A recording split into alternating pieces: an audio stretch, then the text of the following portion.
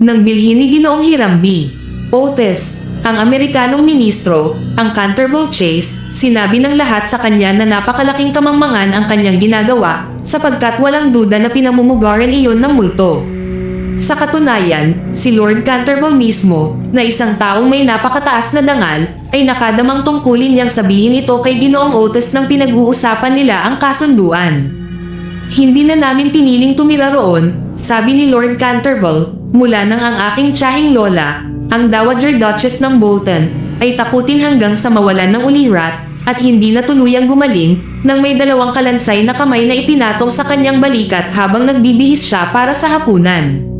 At pakiramdam ko'y kailangan kong sabihin sa inyo, Ginoong Otis, na nakita na ang multo ng ilang buhay na miyembro ng aming pamilya, pati na rin ng pari ng parokya, ang Reverend Augustus Dampier, na isang fellow ng King's College, Cambridge. Matapos ang malagim na pangyayari sa Duchess, wala na sa aming mga batang katulong ang gustong manatili, at si Lady Canterville ay madalas halos hindi makatulog dahil sa mahiwagang ingay mula sa pasilyo at sa aklatan. My Lord, tugon ng ministro, bibilhin ko ang mga kasangkapan at pati ang multo ayon sa tamang halaga. Galing ako sa isang makabagong bansa kung saan mayroon kami ng lahat ng mabibili ng pera, at sa dami ng aming masisiglang kabataang nagliliwaliw sa lumang daigdig at inaagaw pa ang inyong mga pinakamahusay na artista at prima donna, sa palagay ko kung may totoong multo man sa Europa, matagal na namin itong naiuwi sa isa sa aming mga pampublikong museo, o kaya'y ipinapalabas bilang palabas sa daan. Natatakot akong totoong ang umiiral ang multo, sabi ni Lord Canterville habang nakangiti, bagaman maaaring tinanggihan nito ang alok ng inyong masisigasig na mga impresaryo. Kilala na ito sa loob ng 3 siglo, mula pa noong 1584, at palaging nagpapakita bago mamatay ang sino mang miyembro ng aming pamilya. Ganoon din naman ang doktor ng pamilya, Lord Canterville, sagot ng ministro. Ngunit wala talagang multo, Ginoo, at sa palagay ko hindi naman isasantabi ang mga batas ng kalikasan para lamang sa aristokrasya ng Britanya. Tunay ng napakanatural ninyo sa Amerika, sagot ni Lord Canterville, na hindi lubos na nakaunawa sa huling sinabi ni Ginoong Otis, at kung hindi ninyo alintana ang multo sa bahay, ayos lang. Basta tandaan ninyo, binalaan ko kayo. Pagkalipas ng ilang linggo, natapos ang bentahan, at sa pagtatapos ng panahon ay nagtungo ang ministro at ang kanyang pamilya sa Canterville Chase. Si Ginang Otis, na noon ay si Binibining Lucretia R. Tapon ng West 53rd Street at dating kilalang dilag ng New York, ay ngayon ay isang napakagandang babaeng nasa gitnang gulang, may magagandang mata at kahangahangang tindig ng mukha.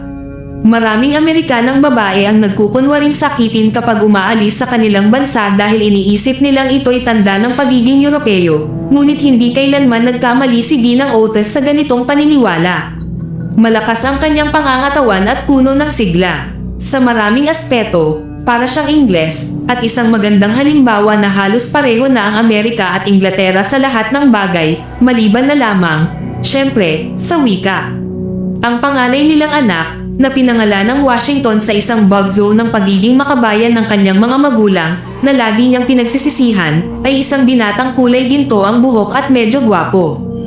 Naghanda siya para sa diplomasya ng Amerika sa pamamagitan ng pamumuno sa sayaw na German sa Newport Casino sa loob ng 3 magkasunod na panahon, at maging sa London ay kilala bilang mahusay na mananayaw. Ang gardenia at ang maharlika ang tanging kahinaan niya, sa ibang bagay ay napaka-praktikal niya. Si Binibining Virginia E. Otis naman ay isang 15 taong gulang na dalagitang balingkinitan at kaakit-akit na parang USA, may malayang tislap sa kanyang malalaking bughaw na mata.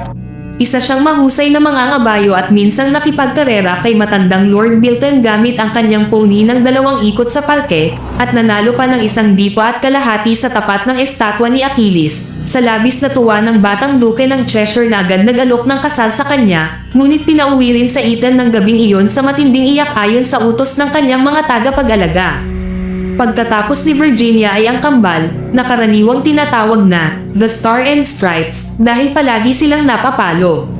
Mga kaibig-ibig silang bata, at bukod sa mabait na ministro, sila lamang ang tunay na republikano sa pamilya. Dahil 7 milya ang layo ng Canterville Chase mula sa Ascot, ang pinakamalapit na istasyon ng tren, nagpatelegrama si Ginoong Otis upang sunduin sila ng isang karwahe at nagsimula silang maglakbay ng masaya.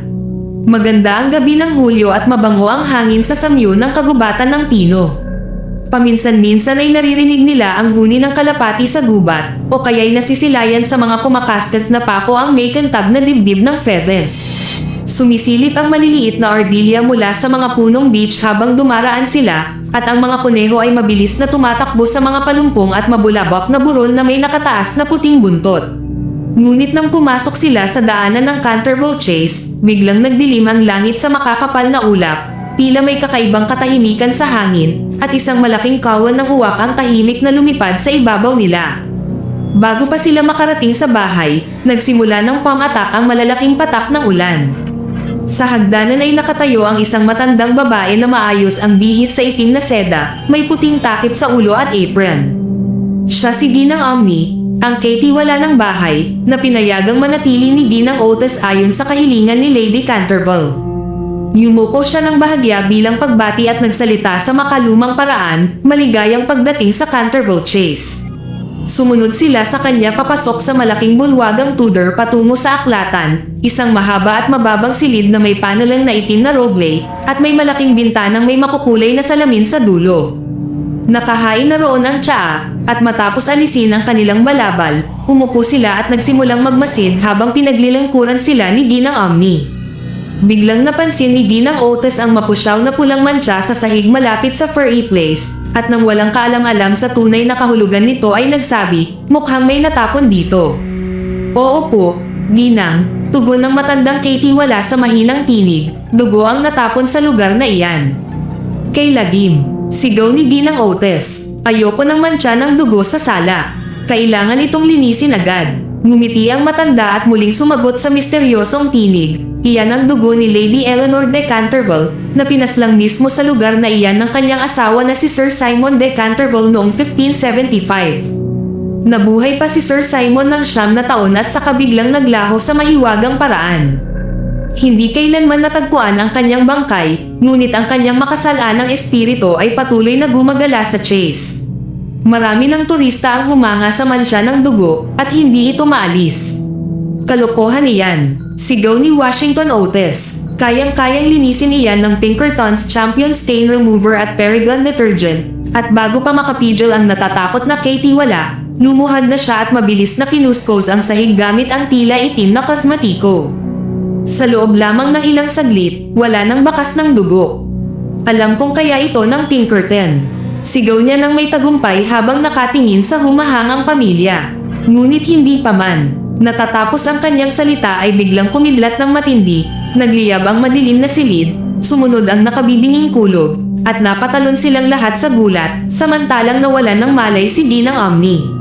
Kaysa man ng klima rito, mahinahong sabi ng Amerikanong ministro habang nagsisindi ng mahabang sigarilyo. Sa tingin ko'y sobra na ang populasyon sa lumang bansang ito kaya kulang na ang maayos na panahon para sa lahat. Noon pa man ay naniniwala akong ang emigrasyon ang tanging lunas para sa Inglaterra. Mahal kong Hiram, sabi ni Ginang Otis, ano ang gagawin natin sa babaeng hinimete? Ikaltes na lang sa kanya parang basag na gamit, sagot ng ministro, hindi na iyan mahihimatay pagkatapos niyan. At makalipas ang ilang sandali ay nagkamalay nga si Ginang Omni. Ngunit halatang halata ang kanyang pagkabahala, at mariin niyang binalaan si Ginoong Otis na mag-ingat sa mga darating na problema sa bahay. May nakita na ako ng sarili kong mga mata, Ginoo, sabi niya, na kayang magpatindig ng balahibo ng sinumang Kristiyano, at maraming gabi na hindi ako nakatulog dahil sa mga kakilakilabot na nangyayari rito. Ngunit tiniyak ni na Ginoong at Ginang Otis na hindi sila natatakot sa mga multo, at matapos hingi ng basbas ng Diyos para sa kanyang bagong amo at among babae, at matapos mapagkasunduang dagdagan ang kanyang sweldo, marahang naglakad ang matandang katiwala pabalik sa kanyang silid.